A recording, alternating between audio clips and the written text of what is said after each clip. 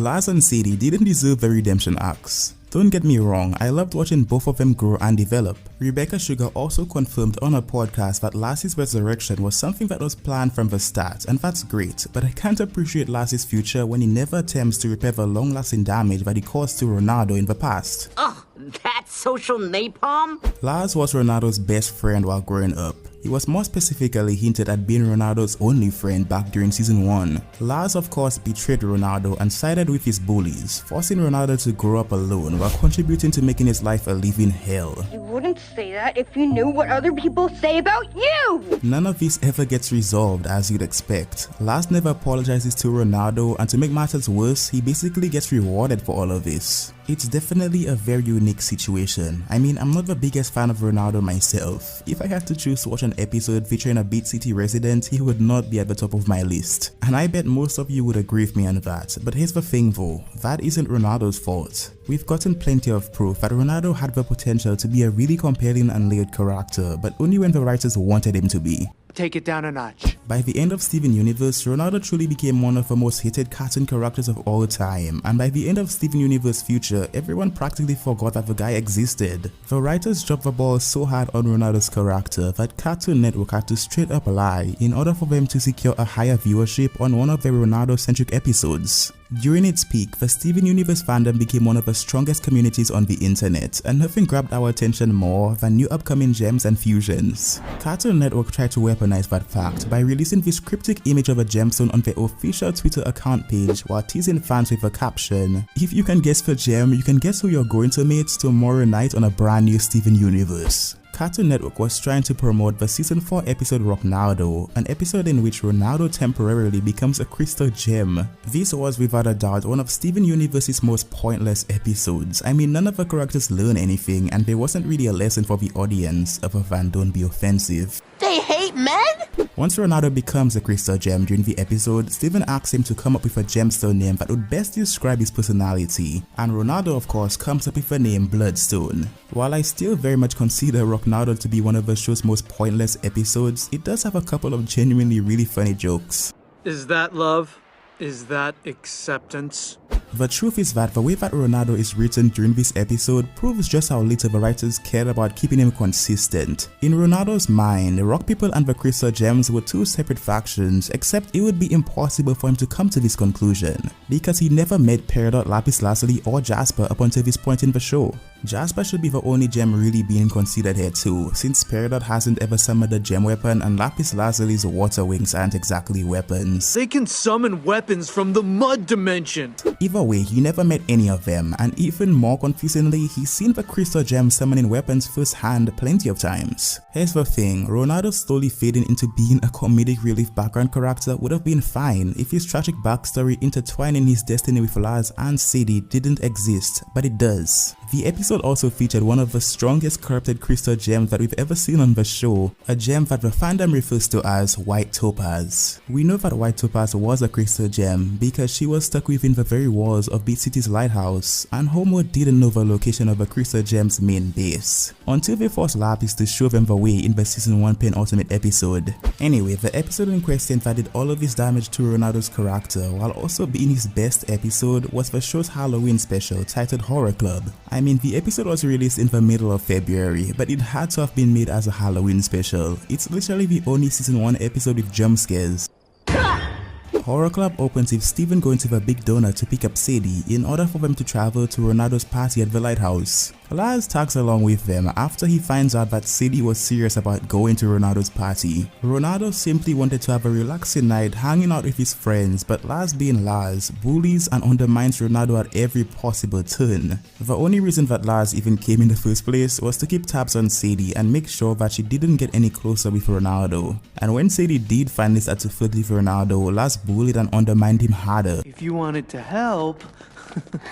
Lars goes so far, but Steven himself calls him out on his behavior and insults him. You can stop being such a dink to Ronaldo. Lars then desperately tries to manipulate Sadie into leaving the lighthouse with him, and even she turns against him. Eventually, with the help of our girl White Topaz, we're shown exactly what happened between Lars and Ronaldo that made them grow apart. Basically, Lars ripped apart one of Ronaldo's pictures because he didn't want anyone to see him getting decked by White Topaz's gem-powered hijinks, which is understandable. Except that Lars proceeded to destroy what little confidence that Ronaldo had left before deciding to run away. At the end of the episode, Ronaldo apologizes to Lars, and this doesn't surprise me in the slightest because while I love Steven Universe, the show has always had a habit of getting the victim to apologize to the abuser.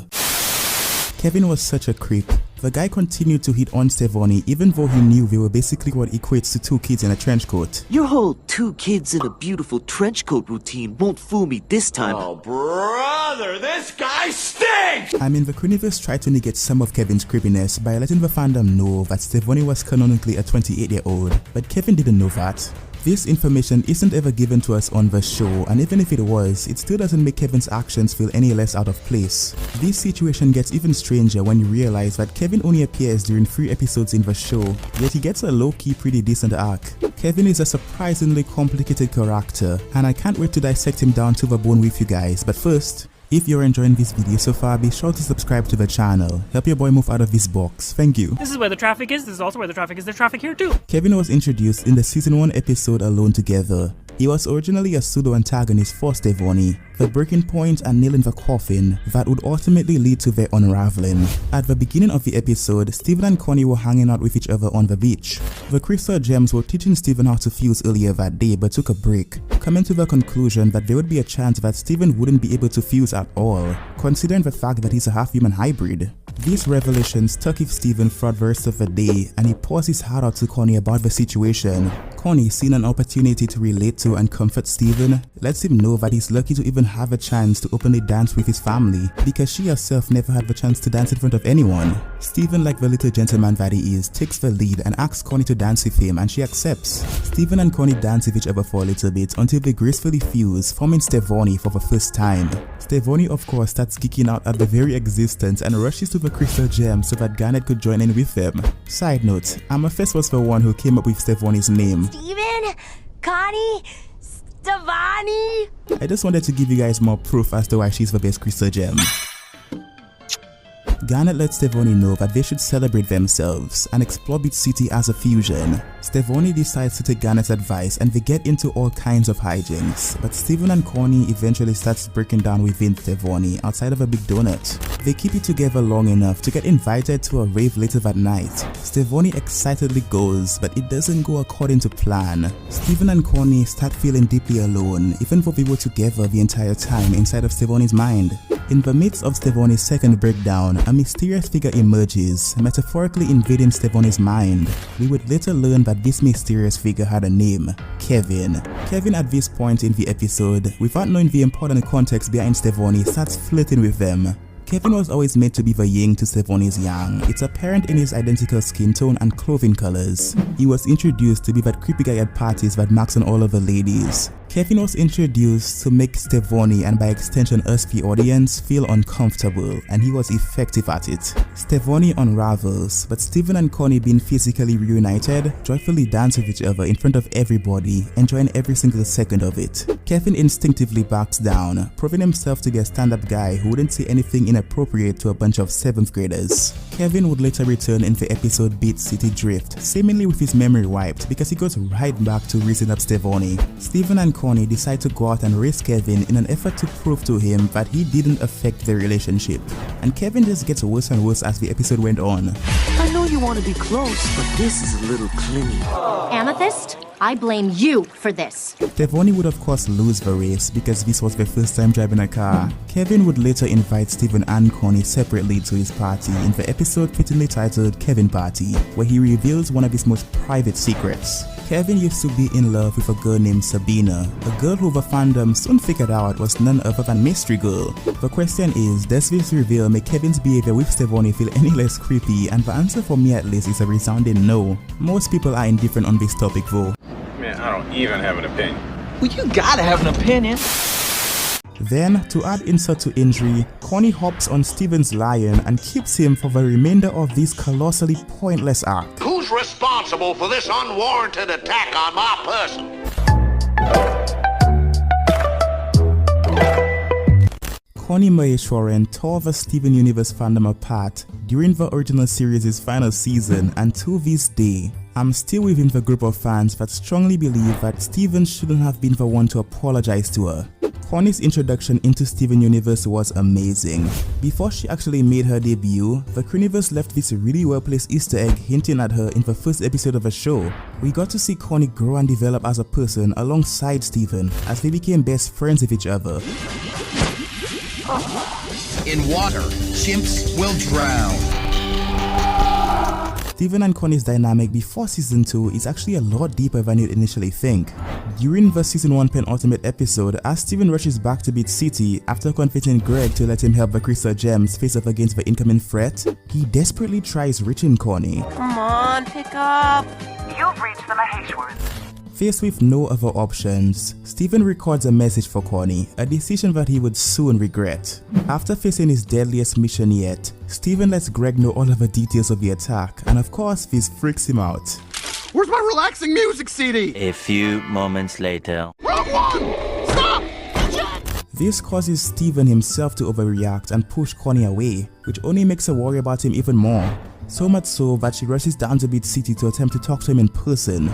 Connie eventually convinces Steven to open up to her and they cry in each other's arms. During this moment, Connie sympathizes with Steven and does an unbelievably great job making him feel heard after nearly losing everything. Are you okay?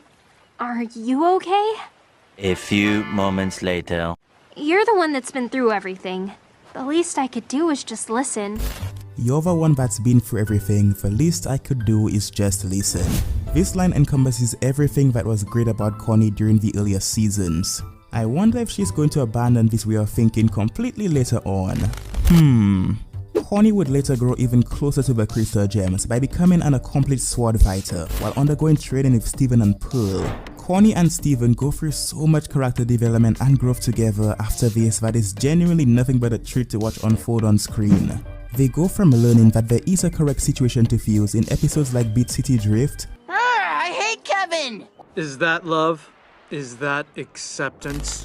To having their first real couple of battles together, which ultimately leads them to defeating Jasper in a 2-on-1 fight. Well, 1-on-1 because fusion. This leads us to the phenomenal episode titled Mindful Education, an episode where Steven proves that he cares about Connie just as much as she's always cared about him. It's okay! No, it's not! Steven would soon after have to go into space on an important mission to rescue Greg from the human zoo, entrusting Connie with the task of keeping Beat City safe while he would be away. When Steven returns to Earth in the episode titled The New Crystal Gems, Connie excitedly greets him and stays true to her established values, maintaining her place as one of the most understanding characters on the entire show. She doesn't blame Steven for letting Greg get captured, and she definitely isn't mad at Steven for making the hasty decision to leave Earth as soon as possible without her. It's all understandable for Connie. In fact, she lets Steven know just how much she missed him and confirms that she protected Beat City with Lapis and Peridot. Sorry we left you behind. A few moments later. It's okay. You were really worried about your dad. Clever girl. The Jambirds operated as a team even though they were worlds apart from each other, and it seemed like nothing could ever break them apart. That is until season 5 rolled around and decided to demolish years of writing and character development for the most infuriating arc in the entire show. Which season? 5? I'm angry. Trash. I know. Ugh. This assassination of Connie's character starts at the finale of season 4, in the episode titled I Am My Mom. Aquamarine and Topaz ruthlessly invade Beat City in search of a couple of humans requested by Blue Diamond and Yellow Diamond. The battle against these Homo Gems eventually leads Steven and Connie onto Aquamarine's spaceship. Connie asks Steven to fuse with her, but in the heat of a moment, Steven misses out on the chance to form Stevoni. Steven! Let's fuse! We don't do that here. Steven breaks down in the middle of a fight, begging Connie to forgive him while blaming himself for the current invasion. I'm Rose Quartz! Honestly guys, right now I wanna smash everything in my room. I wanna smash absolutely everything in my room. Steven, in a desperate attempt to keep everyone else safe, gives himself up to Aquamarine and Topaz, revealing himself to be none other than Rose Quartz, leaving everyone else in shock. Steven goes through hell on Homeworld, but through a stroke of luck finds his way back to Earth through Lassie's head. When he gets back to Earth, he tries his best to explain himself to Connie, except this time, she tries her best to make Steven feel bad for giving himself up to Homeworld. Are you happy to see me too? A few moments later. Of course I'm happy to see you, Steven. Bro, I'm straight up not having a good time. But how could you just give yourself up like that?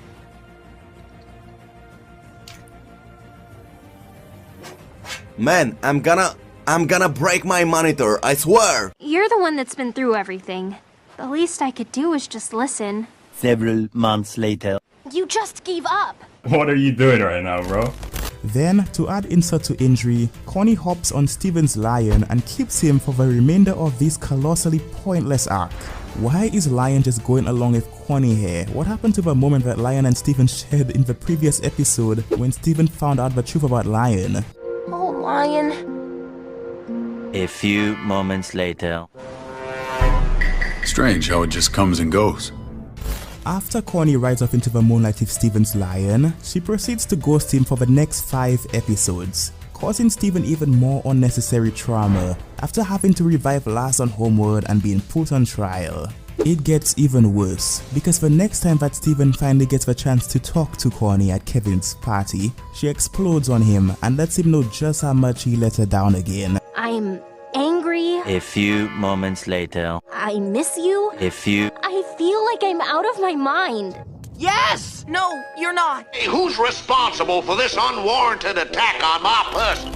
It gets so bad that Steven felt that he had no other choice but to apologize to Connie. It's important to remember that the only reason that Connie was so angry in the first place, the reason that she felt so betrayed, was because she thought Stevoni could have defeated Aquamarine and Topaz. Steven! Let's fuse! A few moments later. It's okay. I'm not mad. Really? I'm serious!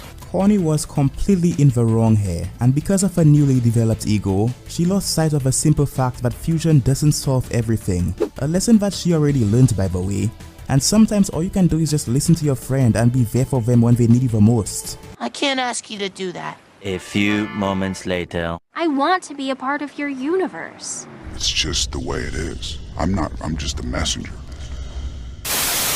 Steven Universe had an oddly satisfying ending. I find myself loving it more and more every time I rewatch it. I even think that Steven Universe Future's entire arc, which was basically addressing the very real trauma that Steven had to go through as a kid, was handled decently well. My biggest problem with Steven Universe Future and the original show is the undeniable wasted potential during some of the series' biggest arcs. The beginnings and endings of both series are perfectly fine in concept, but the main reason why so many people like myself felt disappointed with them at the time is because the path that the writers chose to take us there wasn't great, and I want to break down where they went wrong. But first, if you're enjoying this video so far, be sure to subscribe, it would help me out a lot. Thank you.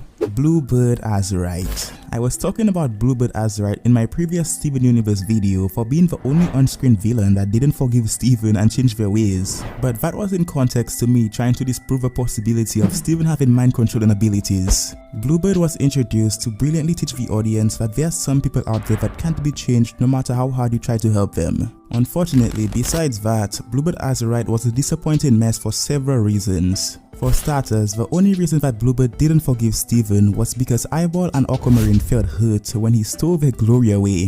They were convinced that Steven somehow tricked Homeworld into liking him, and this doesn't work because Aquamarine wasn't portrayed as being this dumb in the original show. Aquamarine was a calculated badass, the kind of antagonist who would threaten to crush skulls if she didn't get what she wanted. Even with Steven's new powers, Aquamarine could have easily beaten Steven and the Crystal Gems without even breaking a sweat if they didn't nerf her by taking away her wand. In doing research for this video, I found an explanation for the clear lack of wand action that went on in Steven Universe Future. The Steven Universe wiki says that non-summon gem weapons were outlawed during Era 3, and because of this, Homeworld personally took Aquamarine's wand away from her. I'm going to pretend like this is canon for the sake of this video, even though I couldn't find the source of this claim on the show, in any interviews, or in the release books, but it most likely is official information. You're telling me that Homo just took away her wand? I just don't understand why they would do that. The whole point of Aquamarine's wand was to act like an extension of herself. She kept it perfectly camouflaged in her hair.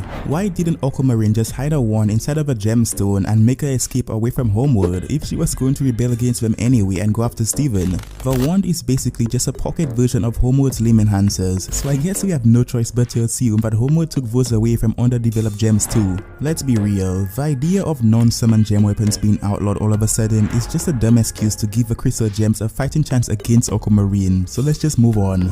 Bluebird Azurite also fails as the character because they only appeared once during Steven Universe Future, and they weren't even the highlight of their own episode, Steven and Greg's powerful dynamic war. Then there's the Cluster, a massive gem consisting of a large amount of gem shards harvested from various fallen gems that took part in the gem war. The Cluster was name dropped since Jailbreak during the Season 1 finale, and we got a proper explanation of the Cluster during the Season 2 episode Back to the Ban, when Peridot revealed that it was created to destroy the Earth. This was weirdly one of the series' slowest arcs, despite having some of the highest stakes. Why are they just sitting there looking at nothing? A few moments later.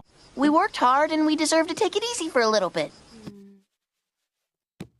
I mean, Peridot and the Crystal Gems finished the drill and just danced around the bound for a couple of episodes doing nothing. Here's the thing, I fully understand why they did this. Season 2 was meant to be set up for the incredible amount of payoff that we'd later get during Season 3. But that doesn't mean that it wasn't jarring to see Peridot trying to convince the Crystal Gems that stopping the Cluster from blowing up the Earth should be their #1 priority. Working hard is important, but feeling good is important too. Get sketchy. Thanks for watching. Leave a like if you've enjoyed the video and let me know if you agree with the points I've made down in the comment section. Take care.